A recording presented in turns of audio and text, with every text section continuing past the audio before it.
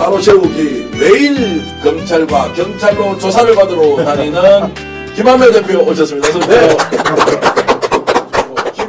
자, 우리 국민들이 이렇게 이재명을 통해서 울 수 있다는 것도 이게 희한한 현상입니다. 그러니까 저도 사실은 어제 울었습니다. 예. 저도 사무실에 이제 나와서 이제 보다가 그냥 저도 모르게 그냥 눈물이 줄줄 흐르는 거예요. 근데 아까 이상훈 기자님 단어 하나 말씀하셨는데 진짜 키워드 연단. 네. 이게 지금 성경적 단어거든요, 사실. 저도 주일학교 기독교 연단. 연단이라는 단어가 굉장히 우리 그 기독교인들한테는 연단이라는 단어 자체가 큰 어떤 중요한 단어거든요.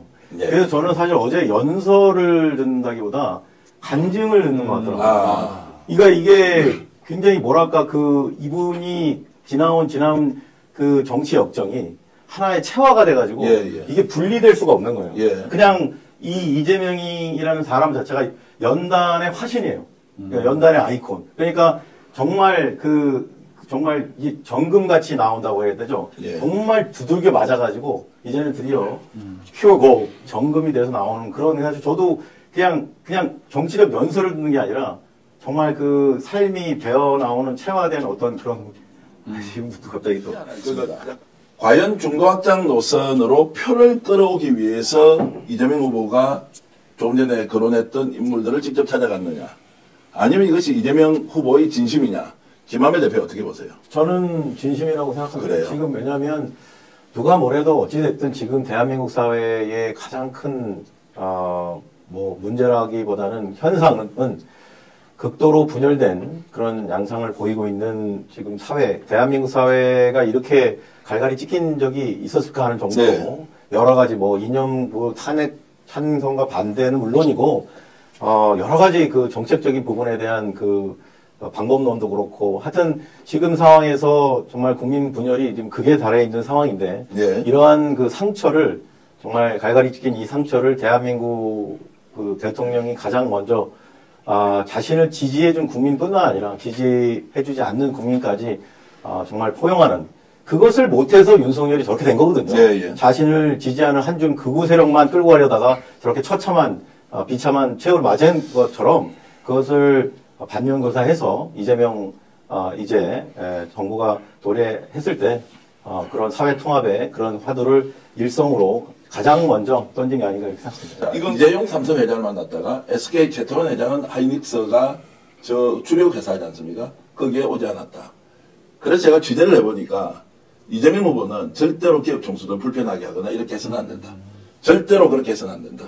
우리는 그냥 갈 길 가야 하고 SK든 삼성이든 대기업을 키워서 가야 되는 이 절박성은 결국 구성원들, 국민들이 정말로 세계적 기업을 만들어야 한다. 절대로 불편함을 줘서는 안 된다. 이런 이야기를 제가 들었습니다. 그것도 김한배 대표 멋지지 않습니까? 맞습니다. 이재명? 예, 저는 지금 이 모든 게 대선 국면은 상대방이 있는 어떻게 보면 게임과 같은 거거든요. 지금 이렇게 먼저 컨벤션이 끝났는데 지금 국민의 힘 상황을 지금 저희가 지금 보면 저 네 사람 지난주에 홍준표하고 한동훈이 한 이 맞수 토론을 보면서 저는 저희 중2 아들이 떠올 정도로 거의 정말 저렇게까지 서로를 유치한 말싸움을 하는 지경에 이르고 그래서 사실은 저들은 지금 개콘을 하고 있어서 거의 지금 사실은 저들이 보여주는 이 레벨이라고 하는 것은 정말 국민들에게 수권을 할 수 있는지 의문이 가는 수준의 자질을 보여준 상황에서 이렇게 이재명 대표가 이렇게 먼저 스타트를 끌면서 경제 대통령으로서의 실용 노선을 확실하게 국민에 보여준 것은 아주 바람직하다고 생각합니다. 제가 노란 한 가지 그리고 윤여준 영업한 부분에 대해서 한 가지 좀 말씀드리겠습니다. 사실은 윤여준 전 장관을 아는 분은 사실 연세가 상당해야 됩니다. 사실은 젊은 세대들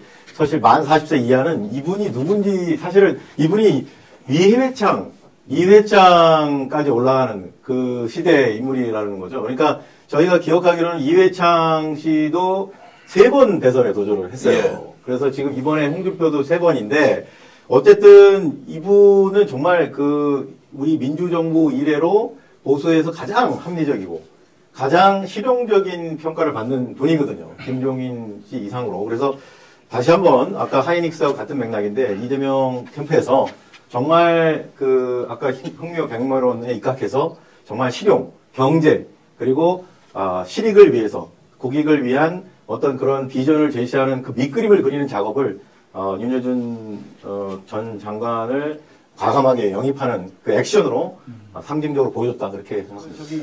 제가 김건희 얘기 마지막으로 꼭 좀 하고 싶은데 김건희 얘기 지겹다고 하시는데 이제 시작이거든요. 사실은. 그리고 아까 그 김건희 관련된 수사를 서두르는 측면이 한 축이 중요한 게 뭐냐면 공소시효 문제입니다.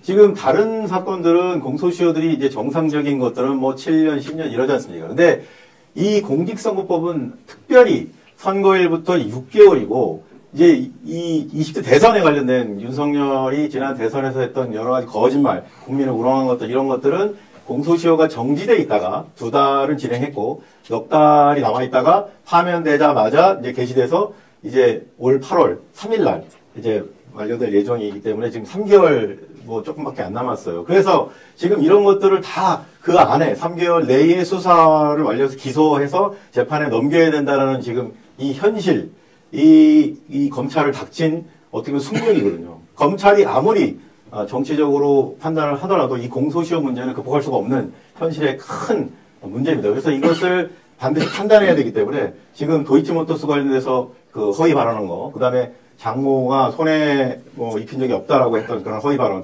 내일 송영길 대표님이 직접 고발인 자격으로 출석을 하십니다. 저도 보고 깜짝 놀랐는데 지금 구속 수감 중이신데 이 사건의 고발인이시기도 해요. 저희도 고발했지만. 그래서 송영길 대표님이 내일 직접 서울중앙지검 공공수사 2부에 고발인 자격으로 당당하게 출석을 하십니다. 여러분들 많은 응원 바라고요. 저희는 이제 목요일입니다. 그래서 같은 사건인데 송영길 대표님은 장모에게 손해 입힌 적이 없다. 요거에 대해서 고발을 하셨고 도이치모터스 관련돼서도 우리 아내는 뭐 손실만 이거 2개 다 하셨고 저희도 마찬가지. 근데 이제 그 두 고발인이 다르니까 각각 고발인을 하는 조사를 시행합니다. 그래서 여러분 이번 주가 아주 중대한 한 주고요. 국민들의 관심들이 많이 모아져야 검찰도 허튼지 못하고 원칙대로 수사할 것 같으니까 우리 민주시민 여러분들 꼭 관심 가져주시고 검찰이 정말로 좀 쇼하는 거라는 말씀도 많으십니다. 지금 뭐 심지어 WWE 그런 점 레슬링 쇼한다고 그러시는데 이런 짜고 치는 모습이 안 되도록 정말 눈 부릅뜨고 우리 모든 국민들이 검찰이 진정한